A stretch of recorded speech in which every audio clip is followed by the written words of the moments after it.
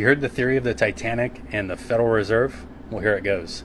So on the Titanic, there's some extremely wealthy passengers like J.P. Morgan, John Rockefeller, and the Rothschilds.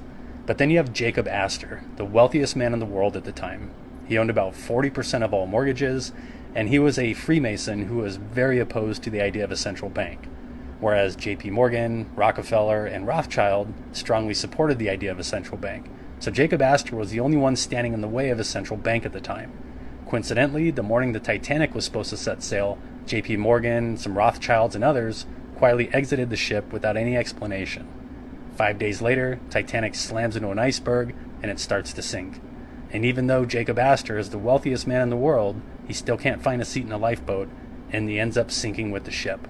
Shortly after, these guys become the wealthiest men in the world, and without Jacob Astor standing in their way, the next year in 1913, on Jekyll Island in Georgia, the Federal Reserve Act was signed into law, paving the way to print money out of thin air and completely control our monetary system.